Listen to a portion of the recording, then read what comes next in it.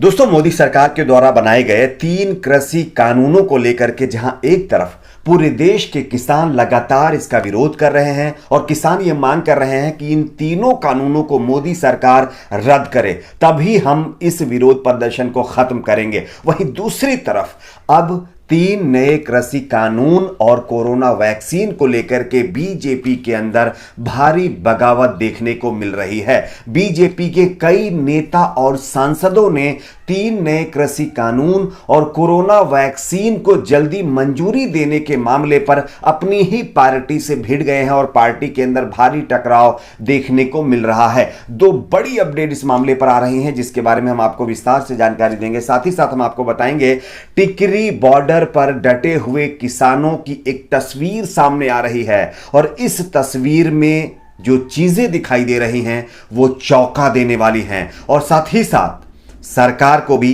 इन तस्वीरों को देखना चाहिए। एक एक करके थोड़ा हम आपको विस्तार से जानकारी देते हैं, लेकिन उससे पहले एक छोटी सी रिक्वेस्ट आपसे करेंगे दोस्तों, अगर आपको भी लगता है कि हमारे देश में लगातार नए कानूनों की बजाय अच्छे रोजगार, अच्छी शिक्षा, अच्छी हॉस्पिटल फैसिलिटी, लोगों को नौकरियों की जरूरत है, अगर आप भी ऐसी मांग करते हैं तो इस वीडियो को लाइक, शेयर, चैनल को सब्सक्राइब जरूर करिए। सबसे पहले मैं आपको एक खबर दिखा रहा हूं, इस खबर को जरा आप गौर से देखिए।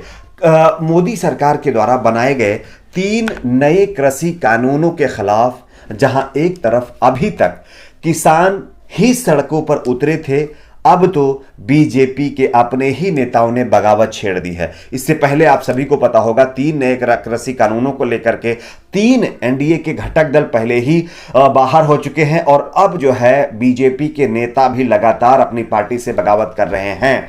इससे पहले कई बीजेपी के नेता और सांसद बगावत कर ही चुके हैं और अब कुछ और नेता इस कड़ी में शामिल हो गए हैं। केंद्र सरकार के कृषि कानूनों के खिलाफ किसान दिल्ली से सटी सीमाओं पर पिछले 1 महीने से भी ज्यादा का टाइम हो चुका है आंदोलन कर रहे हैं। किसान नेता और केंद्र सरकार के बीच कई दौर की मीटिंग भी हो चुकी है, लेकिन कोई समाधान नहीं निकला है। अब तक कोई समाधान नहीं निकलने की वजह से कहीं ना कहीं आज 8वें राउंड की भी बातचीत है। अब देखना यह होगा इसमें कोई समाधान निकलता है या नहीं निकलता है, लेकिन सरकार कानून को वापस लेने के लिए तैयार नहीं है। इस बीच भारतीय जनता पार्टी बीजेपी के अंदर इस कानून को लेकर के विरोध दिखाई दे रहा है। आपको मैं स्क्रीनशॉट दिखा रहा हूं, आप देखिए। बीजेपी नेता और राज्य के पूर्व गृह मंत्री संपत सिंह ने तीनों केंद्रीय कृषि कानूनों को रद्द करने की वकालत कर दी है, यानी कि बात कही है। रविवार को केंद्र से आग्रह करते हुए संपत सिंह ने कहा है कि सोमवार को आंदोलनकारी किसानों के साथ होने वाली बैठक से पहले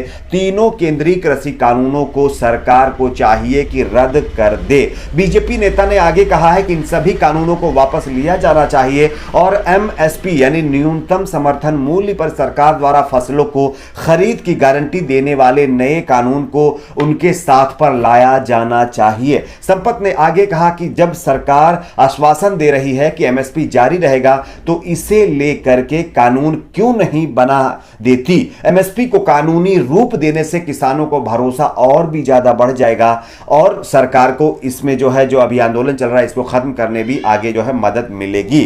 साथ ही साथ उन्होंने कहा है कि किसानों का भरोसा जो है जीतने के लिए सरकार द्वारा निर्धारित दरों पर अपनी फसल यानी किसान बेच सकेंगे और उनका भरोसा भी बढ़ेगा। भाजपा नेता ने आगे कहा कि केंद्र को किसानों को विपक्षी दलों की तरह नहीं देखना चाहिए, उन्हें राजनीतिक दल मानना किसानों का अपमान है। तो कहीं ना कहीं ये बीजेपी के अंदर खाने भी एक विरोध की आवाज लगातार अब दिखाई दे रही है और लगातार बीजेपी नेता अब 3 नए कृषि कानूनों के खिलाफ अपनी पार्टी के अंदर ही टकराव के मूड में आ गए हैं। संपत सिंह ने आगे कहा, सरकार को पूर्व प्रधानमंत्री लाल बहादुर शास्त्री का नारा जय जवान जय किसान फिर से याद करना चाहिए।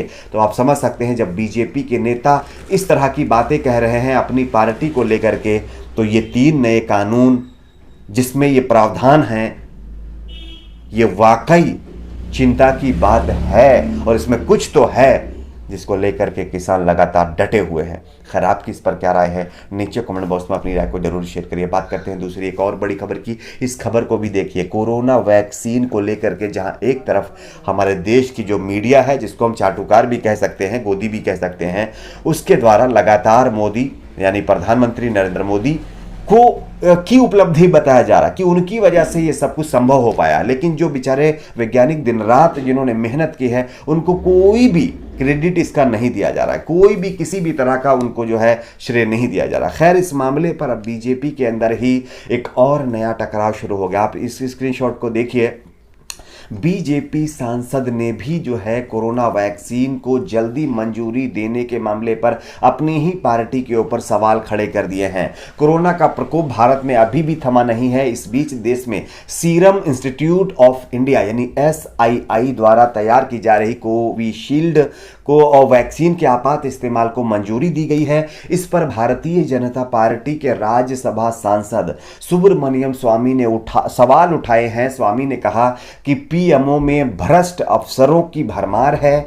बेहतर ट्रायल के बावजूद देसी वैक्सीन से पहले विदेशी वैक्सीन को मंजूरी दी गई है। सुब्रमण्यम स्वामी ने ट्वीट में आगे लिखा, यह जानकर मैं स्तब्ध हूं, यानी कि आश्चर्य हूं कि भारत बायोटेक एक स्वदेशी कंपनी ने तीसरे चरण में 13,000 व्यक्तियों पर परीक्षण किया है और अंग्रेजी वैक्सीन ने सिर्फ 1200 लोगों पर टेस्ट किया है। इसके बावजूद जो है कॉन्ट्रैक्ट भारतीय कंपनी को नहीं अंग्रेजी कंपनी को दिया गया है। एक अन्य ट्वीट में स्वामी ने PMO में काम कर रहे अफसरों पर सवाल खड़े किए हैं। सुब्रमण्यम स्वामी ने साफ तौर पर यह कहा है कि PMO के अंदर ऐसे भ्रष्ट अधिकारी बैठे हुए हैं जिसके चलते यह सब कुछ मुमकिन हो रहा है। यानी कि अंग्रेजी कंपनी 1200 लोगों पर टेस्ट करके वैक्सीन डेवलप कर लेती है, वहीं जो एक बायोटेक यानी भारत बायोटेक एक स्वदेशी कंपनी है जिसने 13,000 व्यक्तियों पर ट्रायल किया है, उस कंपनी को अभी कहीं ना कहीं मंजूरी नहीं मिल पाई है। इसको लेकर के सुब्रमण्यम स्वामी ने अपनी पार्टी और PMO के ऊपर भारी सवाल खड़े करते हुए, बड़े सवाल खड़े करते हुए एक तरह से सनसनी फैला दी है। अब बात करते हैं एक और बड़ी खबर की। टिकरी बॉर्डर पर अभी तक आप लोगों ने देखा होगा टीवी चैनल में ये सब कुछ दिखाया गया कि वहाँ पर बैठे हुए लोग शाहीन बाग के लोग हैं या फिर CA वाले लोग हैं या फिर वहाँ पर एंटी नेशनल लोग हैं। इसका खामियाजा भी गोदी मीडिया को उठाना पड़ रहा है। खैर, एक तस्वीर मैं आपको दिखा रहा हूँ, इस तस्वीर को जरा गौर से देखिए। ये तस्वीर उन किसानों के धरना प्रदर्शन की जगह की है जहाँ पर वो 1 महीने से बैठे हुए हैं। इस कड़ाके की ठंड में आप सोचिए, किसान धरना दे रहे हैं और ऊपर से ये बारिश, आप देखेंगे तस्वीर देखिए आप, बारिश है, बारिश का पानी भर गया है। सोचिए इस बारिश के पानी में बेचारे किसान किस तरह से धरना दे रहे होंगे। सोचने की बात है। जो सरकार में बैठे हुए बड़े बड़े नेता ये कहते हैं कि किसानों के प्रति हम बहुत काम कर रहे हैं, बहुत ही अच्छे से काम कर रहे हैं, उनके मुंह के ऊपर एक जोरदार तमाचा ये तस्वीर है। कितना पानी भरा हुआ है सोचिए। इन नेताओं को एक दिन बिठा दिया जाए इसके अंदर तो इनको पता चल जाएगा कि जो है फसल की सिंचाई और पानी में बैठकर धरना करना कितना मुश्किल है। आपकी अपनी क्या राय है नीचे कमेंट बॉक्स में जरूर बताइए। वीडियो को लाइक शेयर, चैनल को सब्सक्राइब।